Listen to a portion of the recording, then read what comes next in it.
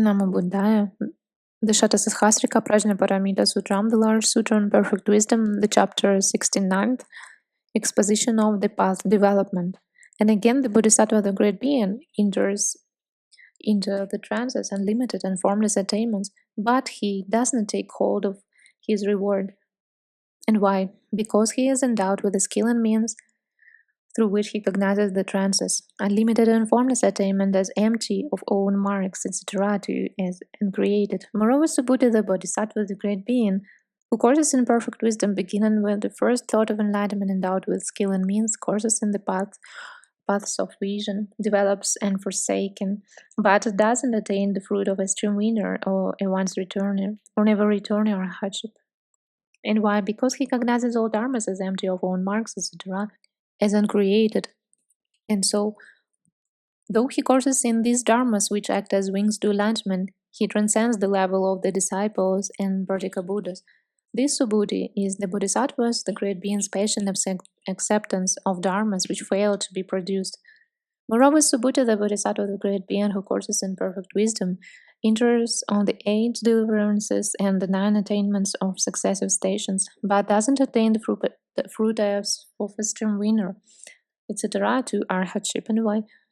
Because he cognizes all dharmas as empty of own marks, to etc., to as uncreated. Moreover, the Bodhisattva, the great being, gains mastery over the 10 powers of a Tathagata, the 4 grounds of self-confidence, the 4 analytical knowledges, the 18 special dharmas of a Buddha, the great friendliness, and the great compassion. But he doesn't reach the knowledge of almost before his Buddha field has been quite purified, and beings have been matured. It is thus that the Bodhisattva, the great being, should course in perfect wisdom, Subhuti. Of the highest intelligence, O Lord, is the Bodhisattva, the great being, who courses in dharmas as deep as this, and who yet doesn't take hold of a reward. The Lord, so it is. Subhuti, so it is. And why? Because the Bodhisattva, the great being, doesn't swear from the own being. Subhuti, from the own being of what does he not swear? The Lord. He doesn't swear from non-existence. And as to what the Venerable Subhuti, he asked, from the own being of what does he not swear? He doesn't swear from the own being of form, etc. And why? Because the own being of these dharmas is non-existence. Non-existence cannot possibly be fully known through a non-existence. The error with regard to the reunion with of the Tathagata, Subhuti. Is it possible to fully know existence through existence? The Lord. No, Subhuti. Subhuti. Or non-existence through non-existence. The Lord. No, Subhuti. Subhuti. Or existence through non-existence. The Lord. No, Subhuti. Subhuti. Or non-existence through existence. The Lord. No, Subhuti. Subhuti. Then there will be neither attainment nor reunion. If there is no reunion of non-existence with non-existence, nor of existence with existence, nor of existence with non-existence, nor of non-existence with existence, the Lord. There is reunion, but not through this aspiration after the 4 alternatives. Subhuti. How then, O Lord, does a reunion actually takes place? The Lord. Where there is neither non-existence nor existence, that is the reunion in which these multiplicities do not exist. For reunion takes place where these obstacles to spiritual progress are absent and do not impede. The error with regard to the perverted views. Subhuti. What then is it that delays the Bodhisattva, the great being? The Lord. The conviction that form is permanent or impermanent, that delays the Bodhisattva, the great being, self-fulfilling, etc. The conviction that form, etc., is at ease or ill, and it is the self or not self, come or not come, and it should or should not be comprehended. All that delays the Bodhisattva, the great being. It delays him to think that the holy truth of ill should be comprehended. Origination forsaken, stopping released, and the path developed, and the 4 trances and limited and formless attainments should be developed, etc. For the 4 applications of mindfulness, etc., that I shall transcend the fruit of a Streamwinner, etc., to Arhatship. Or I shall transcend the enlightenment of a Pratyekabuddha. I shall fulfill the 10 status of the Bodhisattva. I shall enter on a Bodhisattva certain way of salvation. I shall purify the Buddha field. I shall mature beyond. I shall produce the 10 powers of a Tathagata. etc. to the 18 special Buddha Dharmas. I shall reach the knowledge of all modes. I shall forsake all the defilements and the residues related to them. Therefore, then the Bodhisattva, the great being who courses in the perfection of wisdom, doesn't cause any delay by thinking that form is permanent or impermanent, etc. to I shall forsake all the defilements and the residues relating to them. And why? For own being causes no delay to own being, nor non-existence to non-existence, and apart from own being and non-existence, one cannot apprehend any other dharma which could cause delay, or whereby or wherein one could be delayed. Therefore, then, Subhuti, free from all multiplicity, is form, etc., to the knowledge of all modes. It is thus that the Bodhisattva, the great being, should course in a perfection of wisdom which is free from all multiplicity. Moreover, Subhuti, form, etc., has no own being. What has no own being is free from all multiplicity. For that reason, form, etc., is free from all multiplicity. It is thus that the Bodhisattva who courses in perfect wisdom enters on the Bodhisattva's way of certain salvation. Subhuti. If of no dharma and own being is apprehended, by which path does the Bodhisattva enter on the Bodhisattva's way of certain salvation by the path of the disciples of the Pratyekabuddhas or the Buddhas, the Lord, not by either the path of the disciples or that of the Pratyekabuddhas or that of the Buddhas, but the Bodhisattva enters on the Bodhisattva's way of certain salvation after he has trained in all the paths. Just as the Arhat, after he has trained in all paths, enters on the certainty that he will win salvation by the methods of appropriate to the disciple, but doesn't attain the fruit of Arhatship until the fruit of the path arises. Just so the Bodhisattva, after he has produced all the paths, enters on a Bodhisattva's way of certain salvation, but doesn't reach the knowledge of all modes until the adamantine concentration has been acquired. Through the acquisition of this concentration, he then reaches the knowledge of all modes by means of the wisdom which is conjoined with one single moment. The error with regard to the path. Subhuti. If the Bodhisattva, after having fulfilled all the paths should enter on the Bodhisattva's way of certain salvation, is it not so that the path of the eight lowest is one path, and that of the Streamwinner another? That is the candidate to one's-returnership another, that of the once-returner another, that of the candidate of never-returnership another, and of the never-returner another, that of the candidate to Arhatship another, and that of Arhatship, and that of the Arhat another, that of the Pratyekabuddha another, and that of the fully enlightened Tathagata another. If these paths are different from one another, how is it that the Bodhisattva, after he has fulfilled all of them, should enter on a Bodhisattva's way of certain salvation? If a Bodhisattva should fulfill all the paths, how could the Bodhisattva, the great being, on producing the eighth lowest path, be the eighth lowest path, lowest?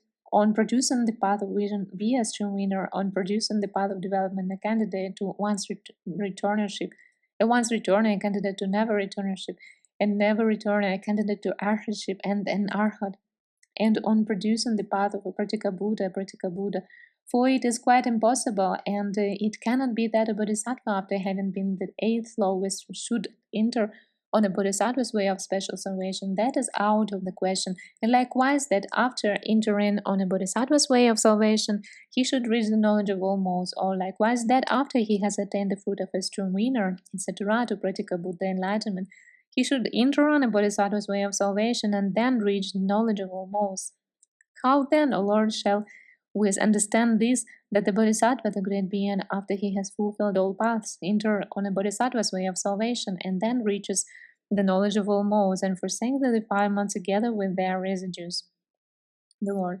So it is, Subhuti, so it is first of all impossible that a Bodhisattva once has become the eighth lowest, or after attaining the fruit of a Streamwinner, etc., to Pratyekabuddha enlightenment, should enter on a Bodhisattva's way of salvation, and without that he cannot reach the knowledge of all modes. But the Bodhisattva, the great being, beginning with the first thought of enlightenment, coursing in the six perfections, transcends the 8 stages of the disciples and Pratyekabuddhas with his cognition and vision. Which 8? The stage of bright insight, the stage of becoming one of the clan, the 8th lowest stage, the 8th vision, the stage of refinement, the stage of turning away from passion, the stage of him who has done the stage of Pratyekabuddha. Having gone beyond these 8 stages, with his cognition and vision, he enters by the knowledge of the all modes of the path on the Bodhisattva's way, on the Bodhisattva's special way of salvation, and through the cognition of the knowledge of all modes, he forsakes the last residues of the defilements. There, Subhuti, the Bodhisattva, the great being, patiently accepts the cognition of the 8 lowest, and likewise the cognition of the forsaking of the Streamwinner, etc., to Pratyekabuddha. Having fulfilled the paths of the Disciples and Pratyekabuddhas, the Bodhisattva, with the help of the cognition of the knowledge of all modes of the path, enters on the Bodhisattva's special way of salvation, and through the cognition of the knowledge of all modes forsakes the last residues of the defilements. It is thus that the Bodhisattva, after he has fulfilled all the paths, knows full enlightenment, and thereafter becomes a life-giving fruit for all beings. Subhuti. As regards these paths, the path of the disciples, the path of the Pratyekabuddhas, the path of Buddhas, what then is among them the path envisages by the knowledge of all modes of the path? The Lord. Here the Bodhisattva should produce the purity of the knowledge of all modes of the path, and this is it. The Bodhisattva should fully know these modes, tokens, and signs by which the path is indicated, and then proclaim them to others, demonstrate and reveal them, make them known to them, and establish them in them, so that they may be disciplined in them and thoroughly know them. He should be able to utter and retain in his mind all the languages, agreed symbols, and meaningful sounds which are used for communication in the great Cosm, though always looking upon them as just so many echoes. In this way also should the Bodhisattva, the great being, fulfill the knowledge of all modes of the path, and thereafter he should know the mentally of all beings. Of the beings in hell, the path should be known, the root cause and the fruit, and thereupon their path, root cause, and fruit should be embedded. Likewise for the animals and those of the world of Yama, of the Kinnaras, Maharagas, Nagas, Rakshasas, and men, should the path, root cause, and fruit be known, and so for 14 classes of gods, the 4 applications of mindfulness, etc., to the 18 special Buddha dharmas should be known. And he begins who should be establishing the fruit of a Streamwinner, etc., to enlightenment. This he established therein. This is the knowledge of the modes of the paths. When the Bodhisattva, the great being, has trained in it, he can enter in the mentality of beings and demonstrate Dharma accordingly. In that way, his demonstration of Dharma becomes unforgetful and fruitful. And why? Because having known the higher and lower faculties of beings, he can well discern and understand them. He wisely knows the going and coming of beings, their disease and rebirth. It is thus that the Bodhisattva should course in the perfection of wisdom in which all the paths are contained, as well as the dharmas, which act as wings to enlightenment, in which the Bodhisattva, the great being, should course, just as do the disciples and Pratyekabuddhas. Subhuti. If all are the dharmas, which act as wings to enlightenment, as well as enlightenment itself, are all dharmas which are neither conjoined nor disjoined, immaterial, undefinable, non-reacting, with one mark only, no mark, how can these dharmas, which act as wings to enlightenment, bring enlightenment about? For a dharma which is not conjoined or disjoined, etc., that cannot bring about any dharma or remove one, just as space cannot bring about or remove any dharma, just so a dharma which is empty of all marks. The Lord. So it is, Subhuti, so it is. A dharma which is empty of all marks cannot bring about or remove any dharma. But for the sake of those beings who do not recognize dharmas as empty of all marks, it has been explained that these dharmas which act as wings to enlightenment lead to enlightenment. The error with regard to hastaya states and antidotes. But Subhuti, form, etc., to the knowledge of all modes are these dharmas. All these dharmas mentioned in this holy Dharma Vinaya are not conjoined nor disjoined, immaterial, undefinable, non-resistant, with one mark only, no mark. And they have, Subhuti, only been expressed in words by the Tathagata for the sake of introducing beings to them by way of worldly convention, and not as if they were ultimate realities. Therein Subhuti, the Bodhisattva, the great being, should train in every way through cognition and vision. When he has done so, some dharmas should not be penetrated, and with which dharmas should the Bodhisattva, the great being, has trained in them through cognition and vision not penetrate. Which dharmas should be penetrated? He should not penetrate the dharmas of a disciple at Pratyekabuddha after he has trained in them through cognition and vision, but through the cognition of the knowledge of all modes, he should penetrate all dharmas in every respect. It is thus that the Bodhisattva, the great being, should train in the holy Dharma Vinaya in the perfection of wisdom. Subhuti. The holy Dharma Vinaya, says the Lord, but how much is the holy Dharma Vinaya so called? The Lord. Here Subhuti, the disciples, the Pratyekabuddhas, the Bodhisattvas, the great beings, and the fully enlightened Tathagatas are not conjured with greed, not disjoined from it, and so for hate delusion, the view of individuality, endowed, the contagion of mere rule and ritual, sensuous greed and ill will, greed for form and formless, ignorance, conceit, and excitedness. The first, etc., to the fourth trance, friendliness, etc., to impartiality, the four applications of mindfulness, etc., to the unconditioned element. Therefore, they are called holy, and because theirs is this Dharma Vinaya, therefore it is called the holy Dharma Vinaya. And why? Because all those dharmas are immaterial, undefinable, non-resistant, with one mark only, no mark. The material is not conjoined with the material, nor disjoined from it, and the same holds the good of the undefinable, the non-resistant, and the markless. This Subhuti is the immaterial, undefinable, non-resistant, no marked perfection of the Bodhisattvas, the great beings, in which the Bodhisattva, the great being, should train. And when he has trained in it, he doesn't apprehend the mark of any dharma whatever. The error with regard to the marks, Subhuti, one should you say, O Lord, not train in the mark of form or anything else? If one should not train in the marks of these dharmas, how then will the Bodhisattva, the great being, not having trained in the marks of all dharmas and in the marks of the conditioned vectors, transcend the level of the disciples and Pratyekabuddhas? How, without having transcended the level of the disciples and Pratyekabuddhas, will he enter on a Bodhisattva special way of salvation? How, without having entered on a Bodhisattva special way of salvation, will he reach the knowledge of all modes? How, without having entered on a Bodhisattva's way of salvation, will he reach the knowledge of all modes? How, without having reached the knowledge of all modes, he will turn the will of Dharma? How, without having turned the will of Dharma, he will set beings free from samsara by the vehicle of the disciples, the vehicle of Pratyekabuddhas, or the great vehicle, the Lord. If any Dharma had a mark, then the Bodhisattva, the great being, should train in these marks. But because all dharmas are without marks, immaterial and undefinable, non-resistant, with one mark only, no mark, therefore the Bodhisattva, the great being, should train neither in their marks nor in their no marks. And why? For it is not so that they were formerly without marks and that they got marks later on, but because formerly, just as now, these dharmas were without marks, therefore the Bodhisattva, the great being, should not train in their marks or their no marks. And why?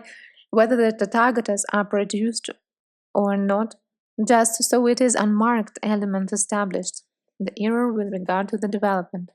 Subhuti.